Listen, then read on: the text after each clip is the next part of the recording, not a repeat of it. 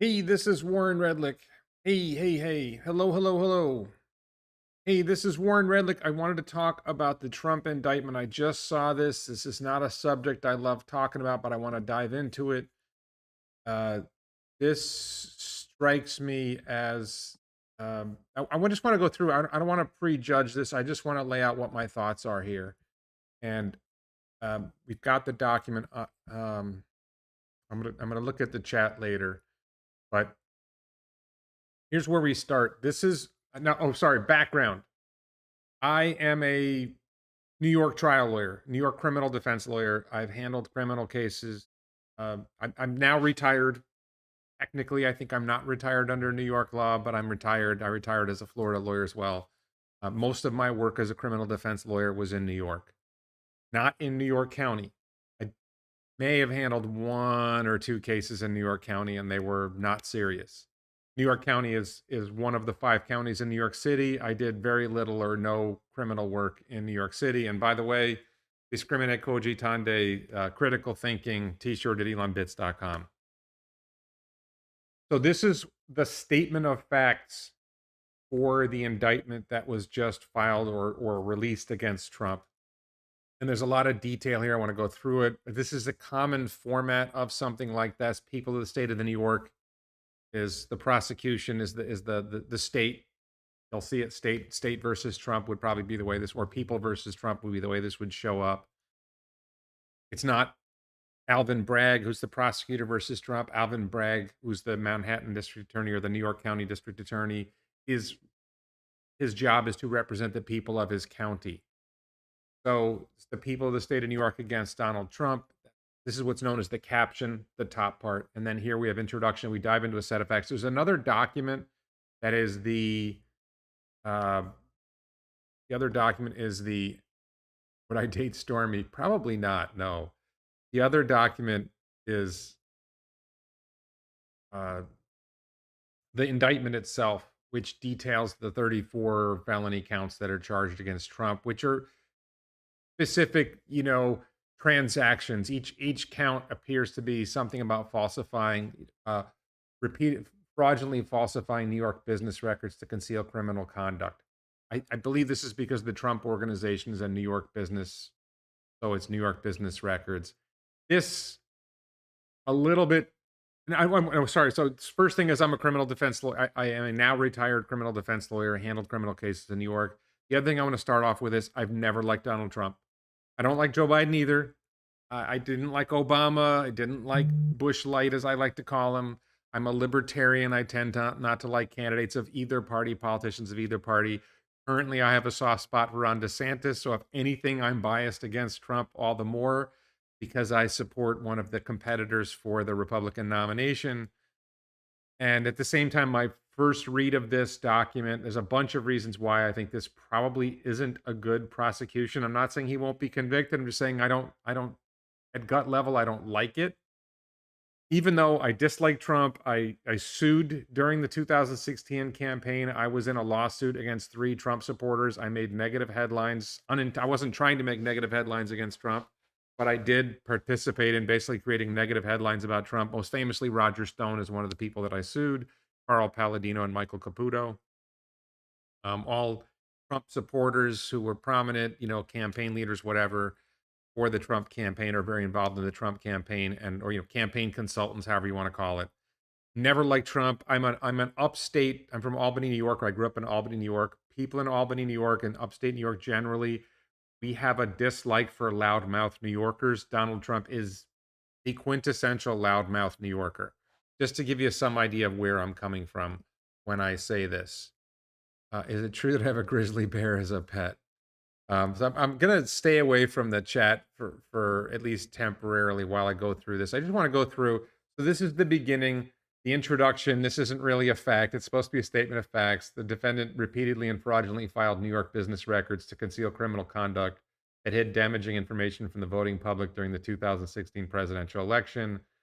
Okay, so number one, this is not a fact. This is an opinion, right? This is the prosecutor stating an opinion. So I don't like calling this a statement of facts, although, it's sort of like it's not unusual to start off a document like this with a statement like that. So I don't want to get too nitpicky about it. But, you know, the thing that gets me here is to hid damaging information from the voting public.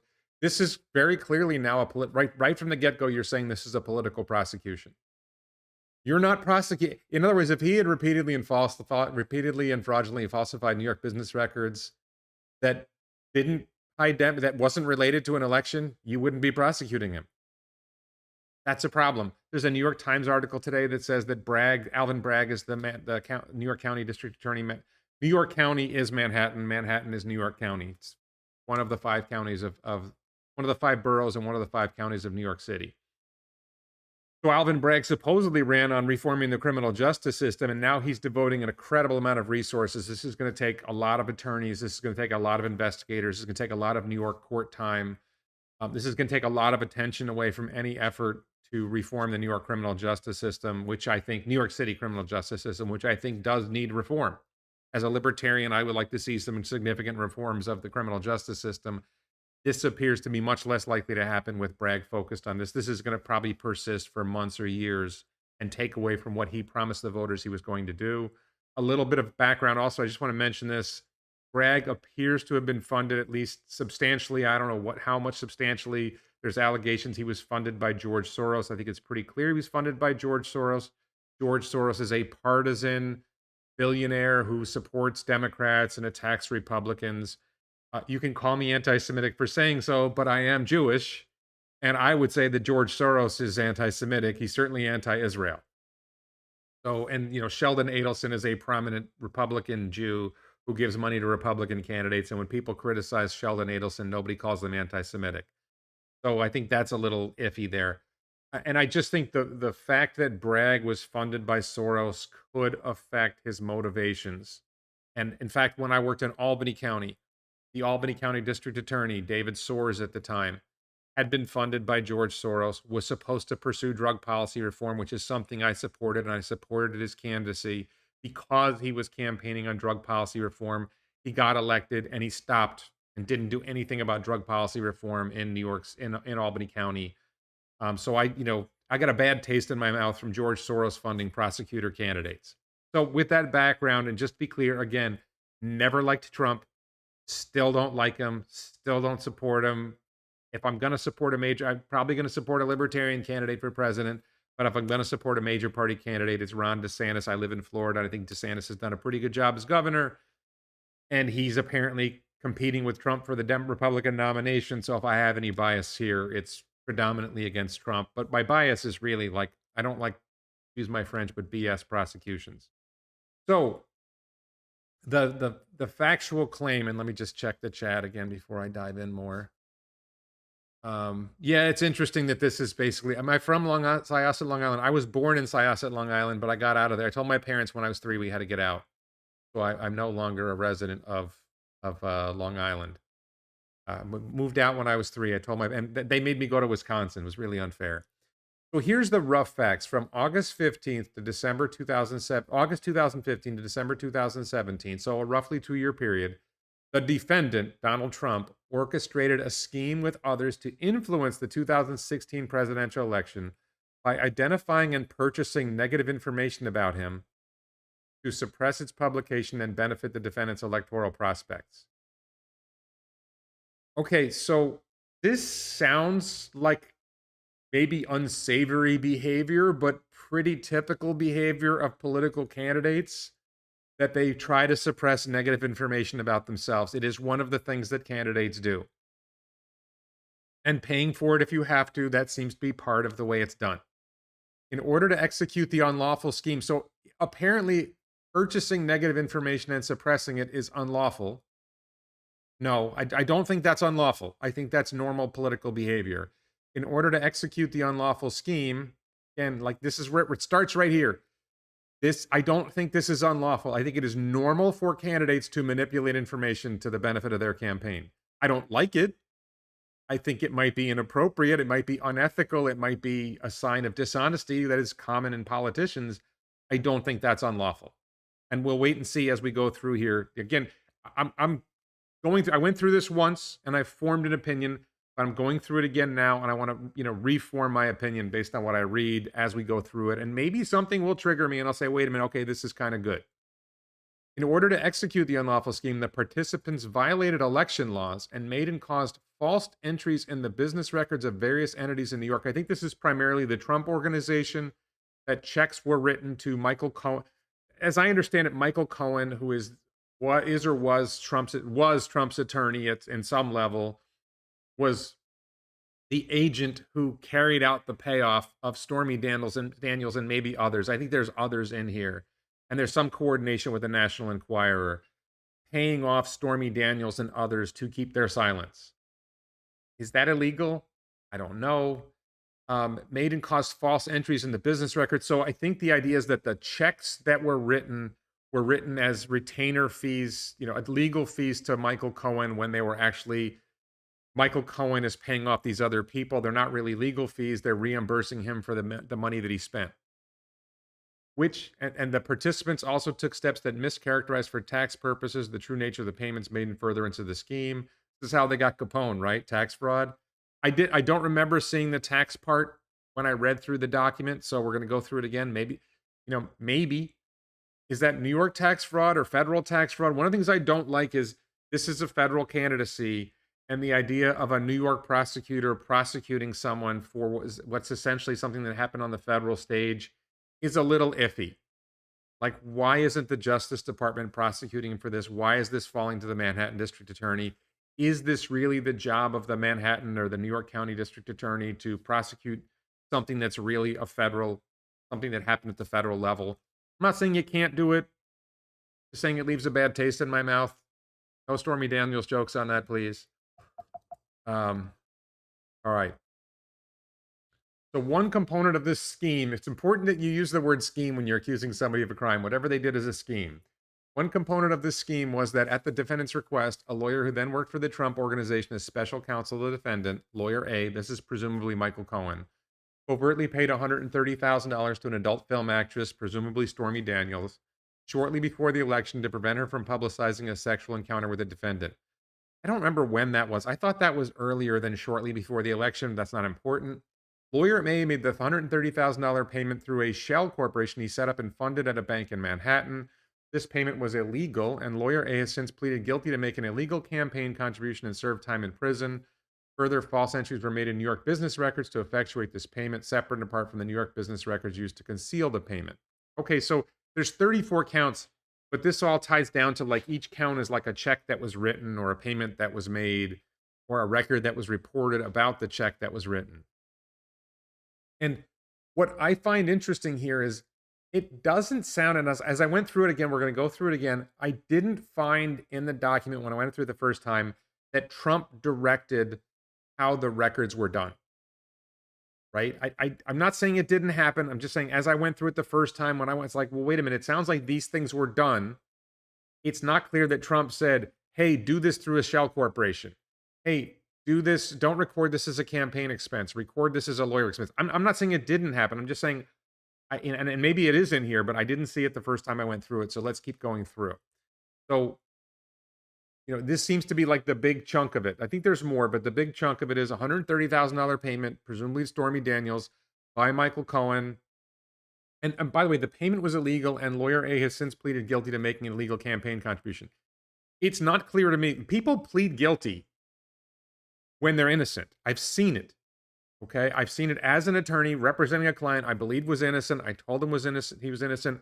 Let's fight this. I encouraged them to fight it. And people plead guilty because of the threat of bigger consequences if you don't fight it. They offer you a plea deal where you get a reasonably light sentence, and you take that deal rather than run the risk of getting a much more severe sentence. This is one of the things that prosecutors do. Now, I'm not saying he's innocent. I'm not saying Michael Cohen's a good guy, but claiming that it was an illegal payment just because the guy pleaded guilty, that's stacking on prosecutorial power. Prosecutors have tremendous power, and they sometimes abuse it.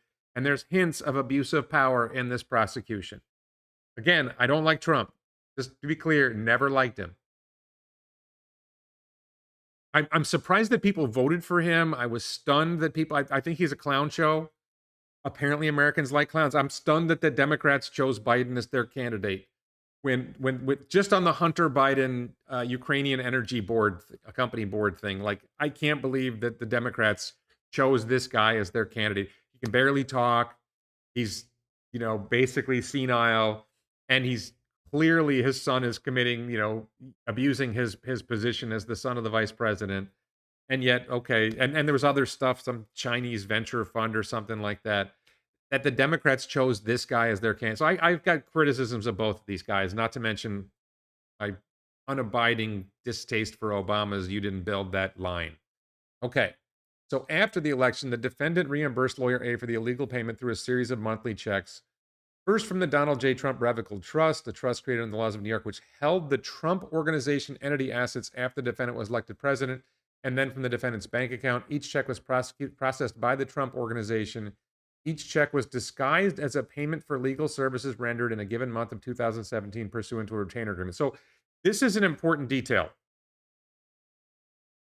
There's this notion that they wrote the check and they said it was for legal services. Now, I think there's a credible argument that an attorney paying someone to stay quiet, doing this as an attorney, I think this is arguably legal services. The fact that you would code paying money to a lawyer for something he did, now maybe it's reimbursement, and maybe you're saying it should have been coded as reimbursement for an expense rather than for legal services, but that's really nitpicky. I haven't seen everything. This seems really nitpicky to me. If I pay a lawyer something, I don't tend to care whether it's his fee or reimbursement. I might write it as legal services on the check and in my records. I don't know how you're supposed to do that. And I suspect that Trump is not involved. Was not personally involved in the minute detail of how do we code the check. Maybe there's some smoking gun out there that Trump said, hey, write that up as legal services. I don't want to pay taxes on that. Maybe that's there. I don't know. The payment records kept and maintained by the Trump Organization were false New York business records. So this idea that it's false, that it said legal services versus something else, is that really false? That's a stretch. In truth, there was no retainer agreement, and lawyer A was not being paid for legal services. I just think this is nitpicky. There's no retainer agreement. If there's an oral agreement, it can be a retainer agreement. And a retainer agreement, as I understand it, a retainer agreement doesn't have to be written. If you're paying a lawyer, if you agreed to a lawyer to pay him and it's oral and not written, if we said, hey, we're going to pay you for this, that's still a retainer agreement. Maybe again, we'll get to the finer details. I'm not judging it yet. I'm just like my initial reaction. Greg Cook says the only clown I see is you, Warren. Okay. It's not the New York school system. So does he drive a Tesla? So yeah, I mean, I don't know. I'm just going through. We're trying to figure this out. We're trying to see what's going on here. I'm giving you my initial reaction. We're going to go through. We're going to see the details. Is there something in here that's going to persuade me that there's more? I don't know. The defendant caused his entity's business records to be falsified to disguise his and others' criminal conduct. See, this is the thing. If the CFO of the Trump Organization did all this stuff, or some bookkeeper for the Trump Organization wrote the check, or the treasurer or whatever wrote the check, and they didn't consult Trump, and Trump didn't say, this is how I want you to write it up. If that didn't happen, I don't know. Hines says, what about statute of limitations? I thought this was already an old case. I believe the statute of limitations for felonies in New York is 6 years.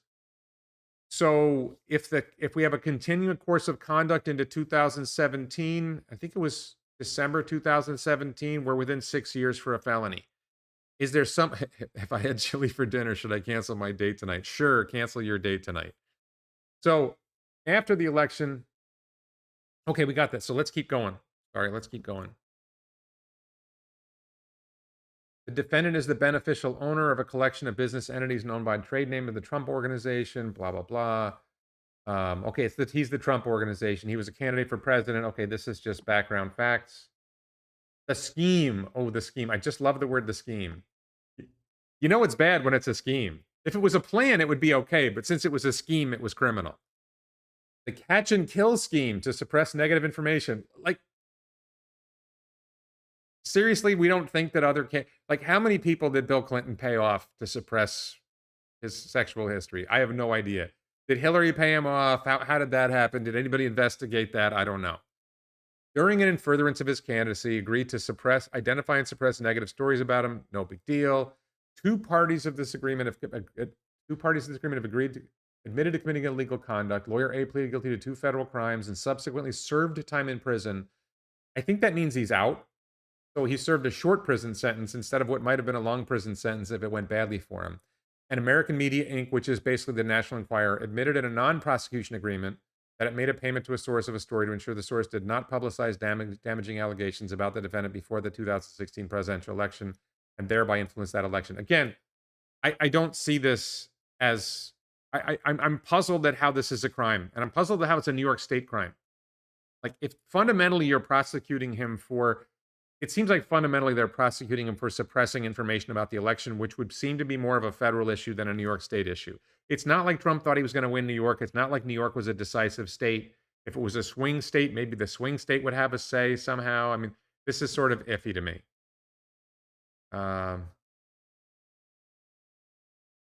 Okay, Trump Tower meeting. Soon after announcing his candidacy, he met with Michael Cohen and with AMI's chairman and chief executive officer. This is whoever runs the National Enquirer. At the meeting, the AMI CEO agreed to help with the defendant's campaign, so he would act as eyes and ears for the campaign by looking out for negative stories about the defendant and alerting lawyer A before the stories were published. Also agreed to publish negative stories about the defendant's competitors for the election. Wait a minute. You're saying that the National Enquirer was engaged in media First of all, we're talking about the National Enquirer. I don't know how many National Enquirer readers vote. I don't know that that's the place that people look to for credible information about elections. I don't know how impactful that is, but do we really think that the New York Times is not? I mean, we have CNN working with Hillary Clinton's, what was her name? One of Hillary Clinton's people before the debate, giving her advanced questions. I mean, there's all kinds of dirty politics. I just want to be clear, by the way, when people say that, Biden stole the election from Trump, or people in 2016, people said that Trump stole the election from Hillary, both sides cheat. I worked in the Democratic Party in Albany County, and then I worked in the Republican Party in Albany County. I was a county committeeman in both parties. I've worked on campaigns. Both parties cheat. When somebody says they stole the election, they just mean the other guys cheated better than we did. That's my impression when somebody claims there was cheating in an election. So turning this into a criminal prosecution, I mean, there's so much anybody could have. And think about where this goes now. What are the odds that Biden gets prosecuted after, let's suppose Biden loses in 2024. Now some Texas prosecutor is going to go after Biden, right? Or some Florida prosecutor is going to go after Biden, some red state. Do we really want to live in a society where the blue states prosecute the former Republican presidents and the red states prosecute the former Democratic presidents? I just think this is a bad trend. I think they should all be prosecuted, frankly, but I recognize that's not likely to happen. I think they're all a bunch of criminals, and they have criminal intent, right? They have bad intent. They do bad things, right? But do they technically violate laws? Is this something that's worthy of prosecution? Is this just a political stunt rather than actually pursuing a crime that should be pursued? I don't know. So suppressing the doorman story a few months later in about October, November 2015. So now if we're dealing with statute of limitations issues, this does seem like this incident is before the statute of limit is more than 6 years ago. And as I understand New York statute of limitations under felonies, 6 years, this is really too old to be prosecuted. If you're making it a continuing scheme, okay, but I think this one's a stretch to tie it in. And you're just pumping up your felony count by throwing this one in there.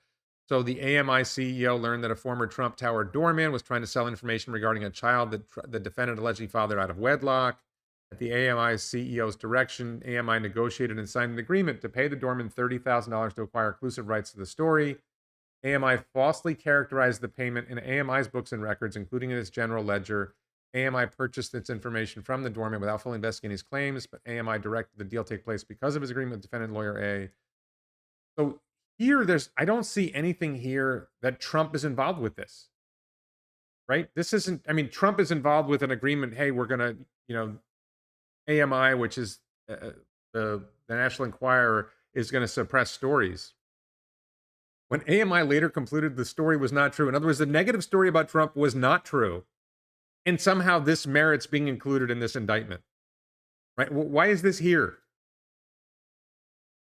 Why is this here? And Cohen instructed National Enquirer not to release the doorman from the agreement until after the election, and they complied with that.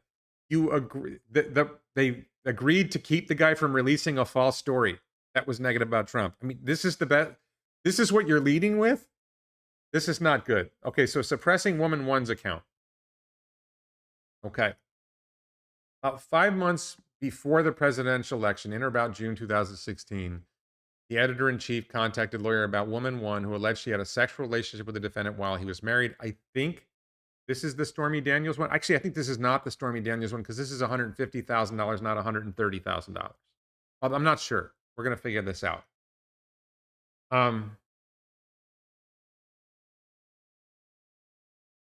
There was some discussion about who was going to pay off woman one to secure her silence. National Enquirer paid her $150,000 for her agreement not to speak out about the alleged sexual relationship, as well as for two magazine covers. Two magazine cover features of Woman One and a series of articles that would be published under her byline. Sorry. Yes. Hello. Hello.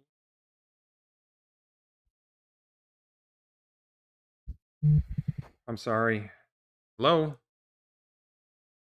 Hello, hello, hello. I'm sorry, I'm trying to sell a house and this is a realtor and for whatever reason trying to call me. So they paid her in exchange for agreement not to speak out about the relationship, as well as for two magazine cover features of Woman One and a series of articles that would be published under her byline. National Enquirer falsely characterized this payment. How are we doing here? National Enquirer falsely characterized this payment in AMI's books and records. How is this Trump's fault? Again, why is this in here? Maybe this is going to tie together, but this just seems like we're just throwing in stuff to scandal, additional scandal. In a conversation captured in, okay, so maybe this is it. I don't know. Maybe this is it. In a conversation captured in an audio recording in approximately September 2016 concerning the account, the defendant and lawyer A discussed how to obtain the rights to woman's account from AMI and how to reimburse AMI for its payment. So audio recording. So Trump is having a conversation with Cohen about this particular story. Lawyer A told defendant he would open up a company for the transfer of woman's account and other information, stated he had spoken to the CFO for the Trump organization about how to set the whole thing up. Defendant asked, so what do we got? What do we do?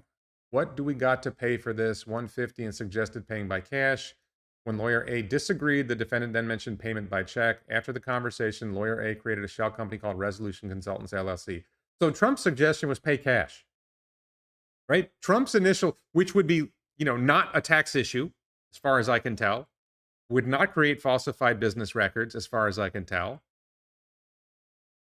I'm a little puzzled about that one. It doesn't sound like Trump was suggesting let's doing something, here. It was lawyer A disagreed, whatever. Less than 2 months before the election, the AMI CEO signed an agreement in which AMI agreed to transfer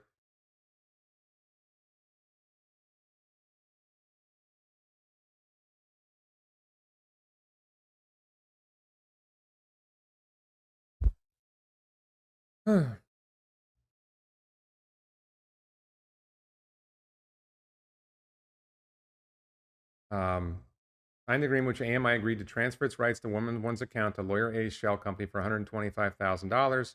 However, the assignment agreement was signed, but before the reimbursement took place, the AMI CEO consulted with AMI's general counsel and told lawyer A that the deal to transfer the rights was off. So again, nothing happened. Sorry.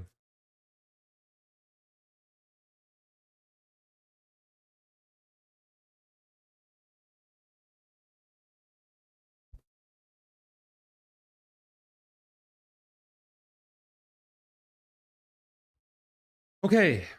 So again, this is sort of like, did something really meaningful happen here? Apparently not. There was some woman who had a story. I don't know who this woman was. I guess this is not Stormy Daniels. There's no payment from Trump. There's no documents from Trump. There was some agreement, but nothing ever happened. So why is this even in here? Unclear to me. This is a perfect time for my phone to ring off the hook, isn't it? Okay, suppressing woman two's account. I think this might be. Oh, this isn't the Stormy Daniels one either. About 1 month before the election, I'm not sure. About 1 month before the election, news broke. This is the grab them by the P story. The evidence shows that both defendant and the campaign staff were concerned that the tape would harm his viability and reduce his standing with female voters in particular. Shortly after the tape became public, AMI, this is National Enquirer, contacted the CEO. The editor in chief contacted the CEO about another woman who alleged she had a sexual encounter with the defendant while he was married. So this is not the grab him by the P story. This is um, negotiated deal with Lawyer B to secure Woman Two's silence and prevent disclosure of the damaging information in the final weeks before the presidential election. Under the deal that Lawyer B negotiated, I'm not sure who Lawyer B is. That's Woman's lawyer. Woman Two would be paid $130,000 for her rights to the account. The defendant directed Lawyer A, that's Cohen. So Trump told Cohen to delay making a payment to Stormy as long as possible. He instructed Cohen that if they could delay the payment until after the election, they could avoid paying altogether because at that point it would not matter. So what? They tried to delay making the payments as long as possible. Ultimately, with pressure mounting and the election approaching, the defendant agreed to the payoff and directed Lawyer A to proceed. Lawyer A discussed the deal with the defendant and the Trump Organization CFO. So Cohen discussed with Trump and Trump's CFO. The defendant did not want to make the $130,000 payment himself and asked Lawyer A and the CFO to find a way to make the payment. To find a way to make the payment. After discussing various payment options with the CFO, Lawyer A agreed he would make the payment. Before making the payment, Lawyer A confirmed with the defendant that the defendant would pay him back. Okay, so far, Trump is not directing. Okay, let's be clear. Cohen discussed various payment options with the CFO, not with Trump. This is an issue here. If Trump is directing the falsification of business records, why is this happening between Cohen and the CFO and not Trump? This to me is a critical detail that matters for the purpose of the prosecution. If Trump had said, I want you to do this in this way and very, very clearly specified, this is how I want it done, and that was an illegal business record entry, okay. But if Trump just said, take care of it, and these guys figured out how to do it, that's not on Trump. As I understand it. Okay, let's check the chat.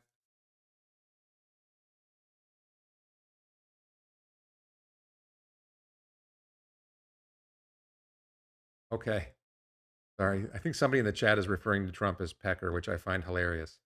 Okay. On or about October 26th, which is we're getting right before the election, shortly after speaking with the defendant on the phone, speaking with Trump on the phone, Cohen opened a bank account in Manhattan in the name of Essential Consultants, a new shell company, transferred $131,000 from his personal home equity line of credit into that account, and then wired $130,000 from his business to Lawyer B to suppress Woman Two's account. Okay. So Cohen paid off the woman. November 8th, 2016, he won the election, became the president-elect. Thereafter, AMI released both the Dorman and Woman 1 from their non-disclosure agreements. Defendant was inaugurated as president. Between Election Day and Inauguration Day, during the period of the transition, defendant thanked the AMI CEO for handling the stories and invited the CEO of the organization, invited the CEO of the White House for a dinner to thank him for his help during the campaign. This is like meaningless junk. Like, why is this added to here? It doesn't seem like this is adding a lot of value to the story from a criminal law perspective. Shortly after being elected president, he agreed to reimburse Cohen for the payoff made on the defendant's behalf. The CFO and Lawyer A met to discuss how Lawyer A would be reimbursed for the money he paid. The CFO asked Lawyer A to bring a copy of a bank statement for the Essential Consultants account showing the $130,000 payment. CFO and Lawyer A agreed to a total repayment amount of $420,000. They reached that figure by adding a $130,000 payment to a $50,000 payment for another expense, for which he also, for a total of $180,000, doubled that to $360,000 so he could characterize the payment as income on his tax returns and stuff. But again, this is all the CFO. And Lawyer A would be left with $180,000 after paying approximately $50,000 in income taxes. Finally, the CFO agreed to a total repayment amount.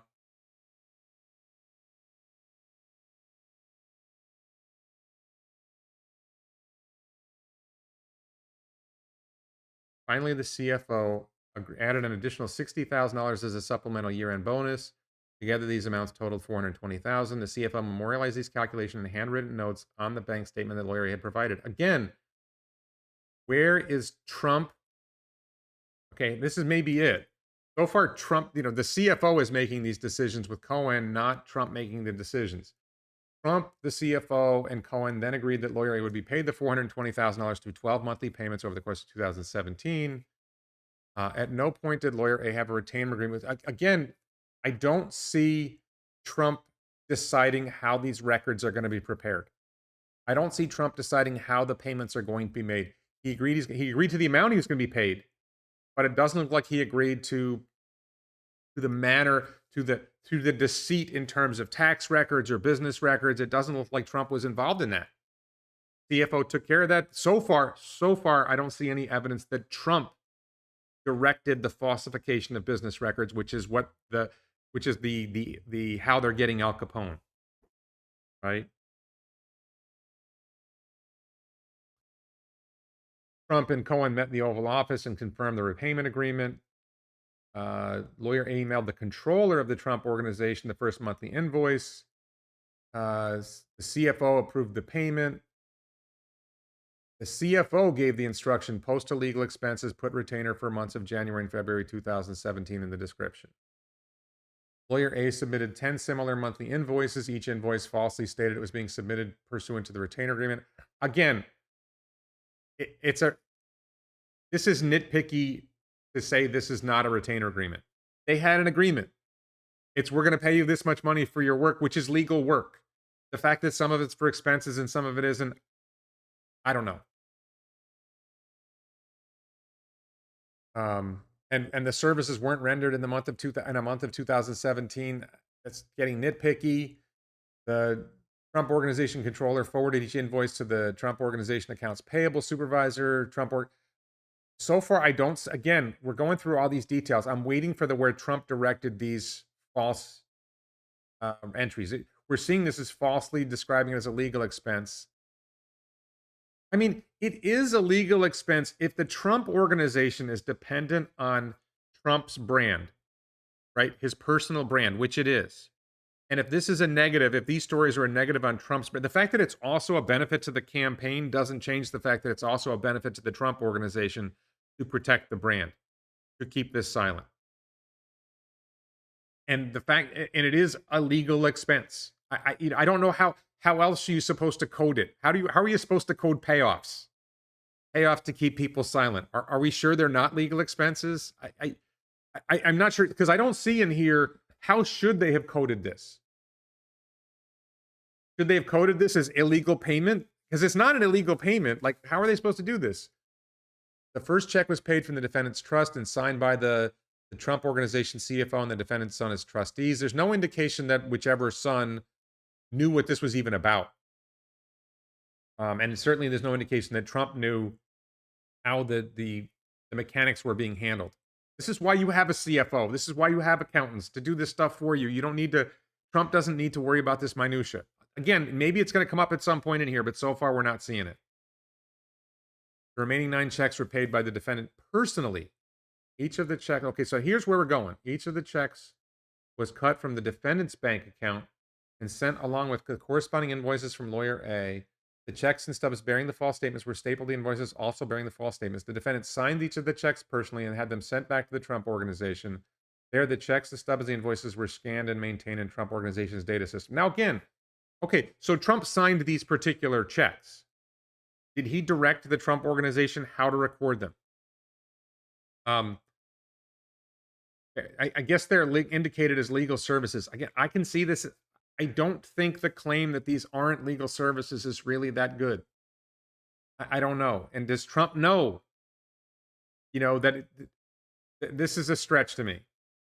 And the $35,000 payments, which is adding up to $420,000, stopped after December 2017. I mean, this is it. If Trump himself signed checks that bore false statements, now, is signing the check that says legal services, is he asserting these are legal services, or is he just doing what his CFO told? Hey, remember, we had this deal, just sign here. Don't worry, I'll take care of this, Don. We don't know. It doesn't sound to me like Trump directed, this is how I want you to do this. It sounds to me like the CFO decided this is how we're going to do it. And as far as I know, the CFO is not being prosecuted. Like, this is weird. Reading the facts of this case, it seems clear that the CFO is the one who directed how this was going to be done. And yet, so far, it looks like the CFO is not being prosecuted. Now, is the CFO the secret witness who's got a participation agreement, plea agreement with the prosecutor? Hey, don't prosecute me, and I'll tell you Trump did it. Maybe. The investigation into lawyer A and Trump's pressure and defendant's pressure campaign. So the FBI executed a search warrant on lawyer A's residences and office. They searched Cohen, told him to stay strong. Defendant publicly commented on Twitter encouraging lawyer A not to flip, stating most people who flip if the government gets them out of trouble, even if it means lying or making up stories. Yeah, I don't see Cohen doing that. Okay. This is a pressure campaign. So far, I'm not seeing a pressure campaign. Lawyer A was approached by an attorney who offered to represent him in the interest of maintaining a back channel of communication to the defendant. Oh, so some lawyer came in to like do back channel communications between Trump and Cohen. Lawyer A said he had a close relationship with defendant's personal attorney, lawyer D. Um, I mean, basically, Trump's trying to get Cohen not to testify against him or turn on him, whatever. And now this is potentially witness tampering. I guess I don't remember seeing a witness tampering count in the indictment. I suppose this could be witness tampering. Lawyer C emailed lawyer A news clip discussing the possibility of lawyer A cooperating and urged him not to cooperate. So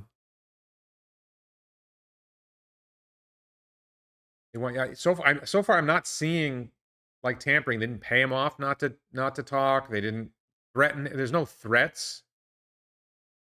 This does not seem like a pressure. He called this a pressure campaign. Where's the pressure campaign? And then Trump criticized Cohen for flipping. Yeah, I don't see. That's not a so again. Here we've got details that aren't really relevant to the criminal prosecution. It's not really witness tampering. It's like, well, it's not witness tampering, but he didn't like what he was doing, and he said public things about it, and he privately tried to get him to not do it, but never threatened him and never offered him money not to testify. So it's not witness tampering. So why is this even in here? Um, Lawyer A and AMI admit guilt in connection with the payoffs. Okay, we sort of covered that.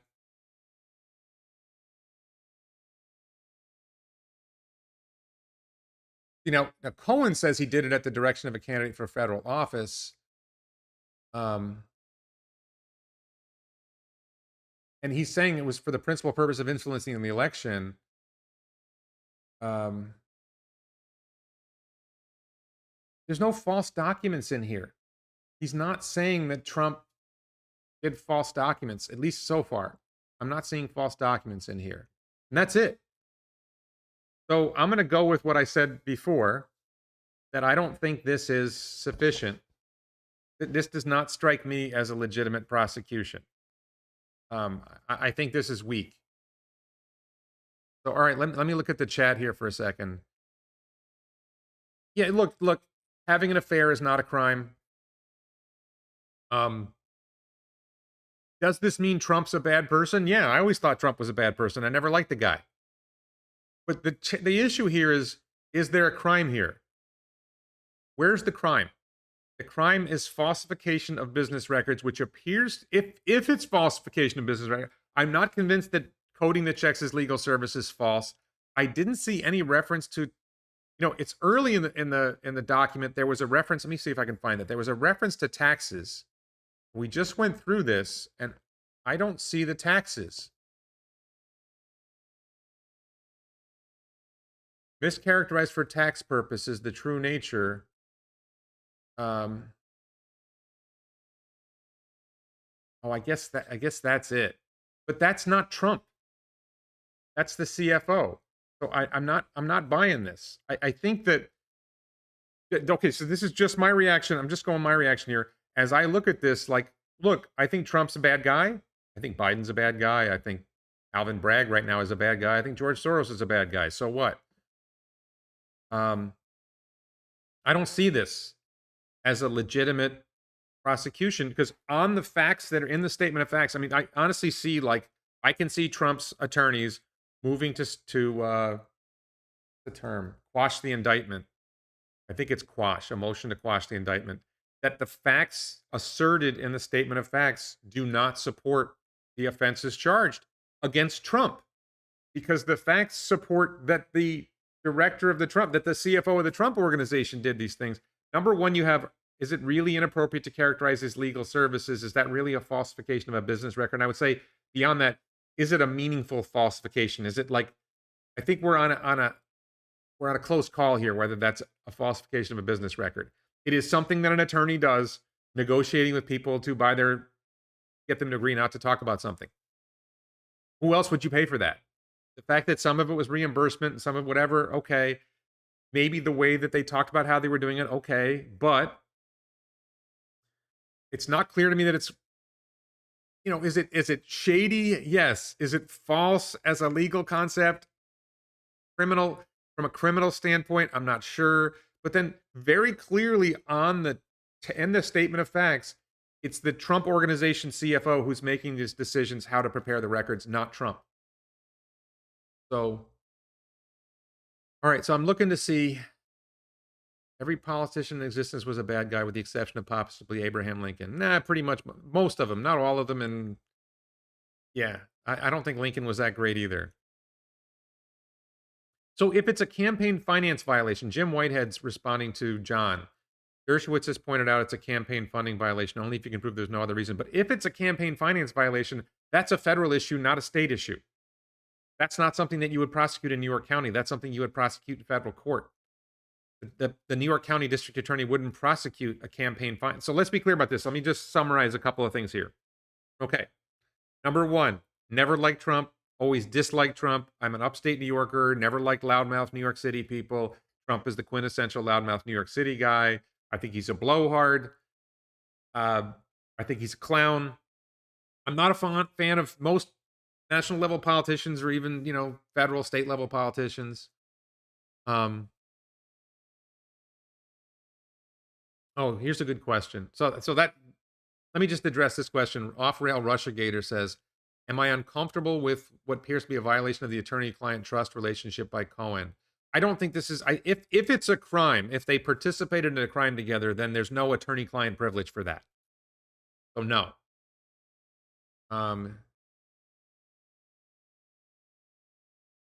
But yeah, I mean, I think, I don't even know if it's clear if Trump actually had sex with Stormy Daniels. Like they didn't say it was true or false whether he had sex with Stormy Daniels in there. So there's a bunch of extraneous information in the document, which to me, as somebody, I worked for a judge. I didn't work as a criminal for a criminal court judge, but I worked for a judge.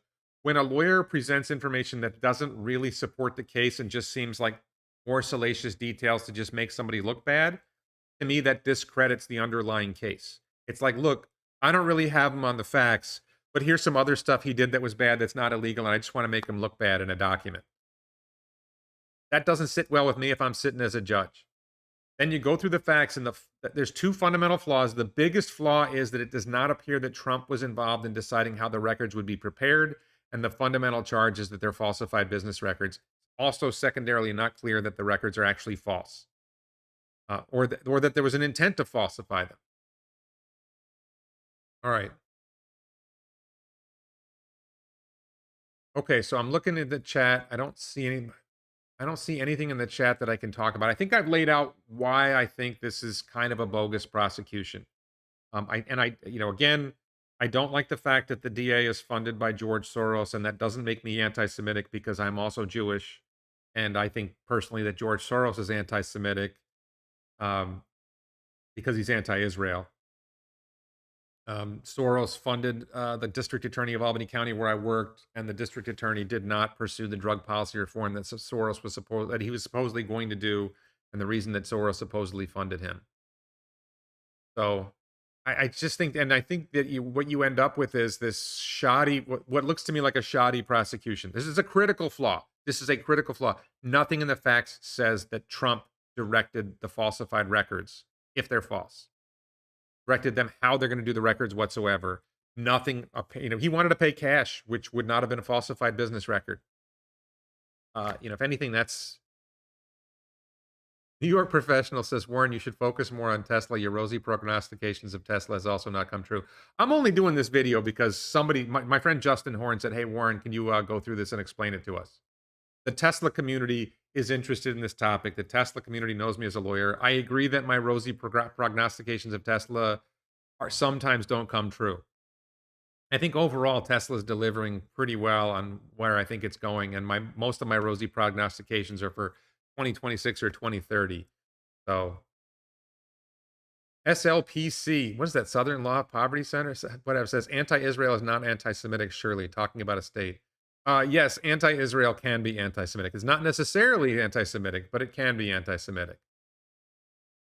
I see this as a political prosecution. I see this as thin. I mean, fundamentally, the weak sauce here is Trump didn't direct the record keeping, and the record keeping is what the essential crime is.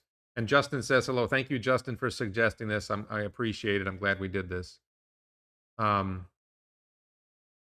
oh, and I'm not picking on Soros for. I think Soros has funded a variety of political campaigns, and Sheldon Adelson. There's lots of rich people who funded lots of campaigns, and I don't like that. Lance Truong says, why did the grand jury indict him if there's no proof? That's a great question. Let's address this. There's a famous saying that a prosecutor can get a grand jury to indict a ham sandwich. The grand jury is sitting there and they are instructed on the law by the prosecutor, not by the judge. The prosecutor tells the grand jury, these are the facts and this is the law. Right? And you have Manhattan, New York County's Manhattan, which is very, very left and very, very anti-Trump, and they may have been political. And you don't need a unanimous grand jury either. You need, I don't know if it's 2/3 or 3/4. Maybe you only need half. I forget the numbers off the top of my head. I don't think there's an indication of what the vote was in the grand jury. I don't think we get to know that. But if the grand jury just doesn't like somebody, they might indict them. So it's very unusual for a grand jury to refuse to indict someone. David Navari, good point. This is another distraction when everybody should be worried about the Restrict Act. I think the Restrict Act is going to fall through. That's a whole nother topic I don't want to dive into. Eschewing the Torah is anti-Semitic. I don't know about that. I don't know if I would go that far. I'm not too big on the Torah either. I'm not a religious Jew. I'm just Jewish. And my parents were Bronx Jews. So I think I'm competent. All right. Well, anyway, I think that's it. I think I've covered it. If you like what I'm saying here, I talk more about politics on the Locals platform, warrenredlick.locals.com. The t-shirt Discriminate Cogitandi is Latin for critical thinking. Check out the t-shirts at elonbits.com. Thanks to Jim Whitehead for moderating. And if there was any other moderators, I didn't see you, but thank you for moderating. Thanks to Justin Horn for the suggestion. Like this video, share, and subscribe. And thanks everybody so much for watching.